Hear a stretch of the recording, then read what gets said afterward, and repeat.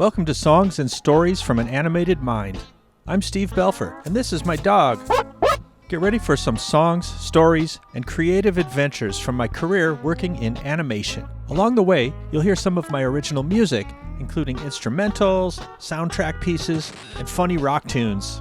I'll show some fun stuff from my sketchbook. These aren't storyboards or production art, just some of my loose sketchbook ideas, and I hope you enjoy them. Here's today's story, The Day SpongeBob Spoke. Some moments don't seem that important until years later. Looking back, this was one of those moments. Here's the story of the day SpongeBob spoke. I was friends with Steve Hillenburg for a long time. We went to Cal Arts together. He was working at this studio on a show called Rocko's Modern Life. Remember that cartoon? Sometimes, when everybody would leave, our band would rehearse in that studio after dark. You know, empty office building, nobody there. Perfect place to jam and crank it up. He was the creative director on Rocko, and I think as part of that deal, he was allowed to develop a project that he was working on. This was a concept that he was really passionate about since he was a student. He was really into marine life. This project was about a funny little sponge called Sponge Boy. So he's holed up in this little office in North Hollywood, and he's in there with Derek, who was instrumental in developing the show. Steve told me that he and Derek went to this cafeteria-style restaurant. You know, it's the old-fashioned kind of place where you grab a tray and someone scoops the food and plops it onto your plate. And Steve was really into it, and you could see that food service plays a big part in his pilot episode. Anyway, I digress. They were working really hard to turn their concept into an episodic TV series. Now, nobody outside of this little bubble knew what it would become. They did. But sometimes an idea could be really strong and the network might not take a chance on something that's weird or outside the norm. It was an opportunity to make a pilot to see how it would go over. Back then, Steve needed a voice actor, a guy to play the voice of SpongeBob.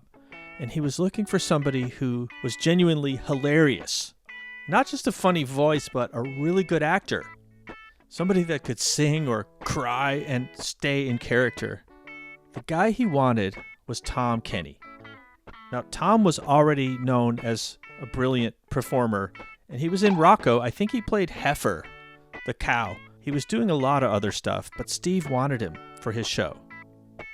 He wanted to hear how his voice would sound on tape. You know, there were drawings all over the place. On the walls, on the floor, in the trash. There was a script, there were episode ideas, but there was no SpongeBob voice yet. Steve calls me up and he's like, "Hey, let's go to this music store. I want to buy a 4-track recorder." Now, if you weren't around back then, you might not know what a 4-track cassette recorder is. It's an analog cassette tape recorder, but when you record, it records 4 tracks simultaneously. It puts 2 on one side, going forward, and 2 on the other side, going backwards. But what this thing had that Steve wanted was this little knob where you could adjust the pitch control a little bit. You could speed it up a little or slow it down. And that's what Steve was going for. He thought maybe recording the voice and pitching it up just a little bit might make it sound funnier. Not like the Chipmunks, obviously, but just speeding it up a little bit to try that out. We're on Ventura Boulevard. It was literally next door to where Frank Zappa's studio used to be. We go into this music store, and the salesman guy gives us attitude. He's like, "Who are you?" "Yes, can I help you?" And he didn't seem interested in selling this thing to us. He kind of didn't want to sell it to us. It's funny looking back on it because this recorder would actually be used to record one of the most recognizable cartoon voices of all time.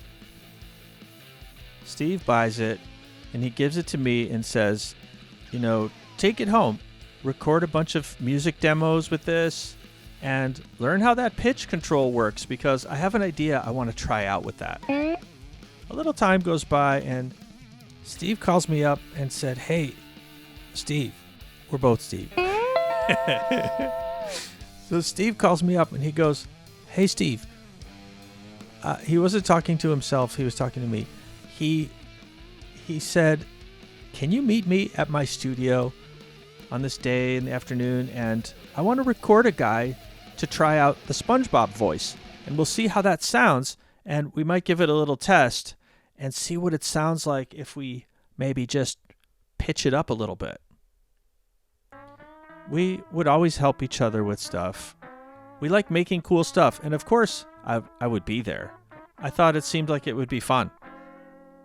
So mid-afternoon, I go over there to North Hollywood and I bring the cassette recorder and we set it up.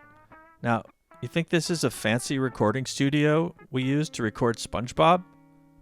No, we set up a card table and we put the recorder on it and had an extension cord and a microphone.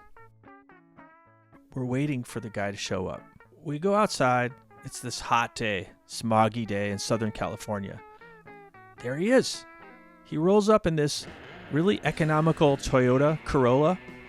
And in the car is this guy. I've never seen him before. It was Tom Kenny. He had this cool fedora-style hat and these thick retro sunglasses. And he seemed really relaxed and super friendly. He parks the car and we go in and Steve gives him some pages from the pilot script. I'm not sure if he had looked at this stuff before. Probably because those guys worked together in voice sessions for Rocco. And they maybe had a phone call and discussed the part a little bit. But Tom comes in to the office, totally prepared. I put on my headphones, check the levels. I hit record. And Tom starts looking at the lines. And right away, he's SpongeBob. He was just SpongeBob immediately. Now, I'm hearing this through my headphones with no frame of reference of what SpongeBob is supposed to sound like. Steve is loving it. You could see in his face that the vision of what his character is like is now a living, breathing voice. He's smiling and he's nodding with approval. I'm hearing this. He would take a line and then he would ad-lib it and stretch it out, or he would say it a couple different ways, or say it with extreme emotion. When he was sad, he sounded like he could cry, and when he was excited, he was super exaggerated to the point where we were just laughing. We couldn't help it. It was astonishing how he could read a simple line but make the listener feel the emotions of the character. That's called acting, my friends. He was funny, but he's a really good actor. We're smiling because it was just funny, and Steve's reacting, and the character was just there. It took shape right away. So here's an important concept about this. There was not a SpongeBob voice before this moment. And I'm wearing headphones, and I'm hearing this, and I'm thinking, this is funny. This is really cool. I hope this gets picked up because it's really good. Let me say this again. Before this moment, nobody had ever heard SpongeBob's voice. Except Tom, of course. So he finishes reading the lines. We're all happy. Tom heads off. He puts on his hat. He goes away.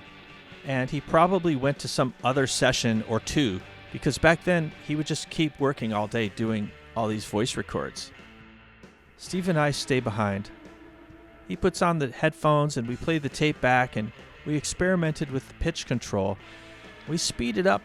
We just oopsed it up a little tiny bit and we listened carefully, and Steve knew right away. He said, no, we don't need it. His natural performance was perfect. So the very feature we bought the recorder for, we did not need. And when looking back, nobody was thinking, hey, we're making television history here. Steve was just making his show, and he was trying to make his vision. And Tom was being Tom. He was giving a character more life than you could imagine. He made it his own, and it just felt so real and cool. Now, I wasn't just there as an audio engineer to get the levels right and record it. That was part of it, but I was there as a friend, and Steve and I really bonded through our shared sense of humor. And I think he wanted to include me to see if I thought it was funny, or just be there to witness this time. It was really special to be experiencing this thing together with these guys. And it was a creative breakthrough. Steve was very thoughtful, and he gave me a little ukulele. And on the ukulele, it had this early proto SpongeBoy drawing on it. And it said, SpongeBoy model. And there's this little cheesy sticker of a shark on it. It was really cool. It's still in my office today. So whenever I see that ukulele, I remember that little office that Steve had, and Tom, and the cassette recorder, and the time before the world knew about SpongeBob. That was the day SpongeBob spoke. Thanks for listening to Songs and Stories from an Animated Mind. See you next time.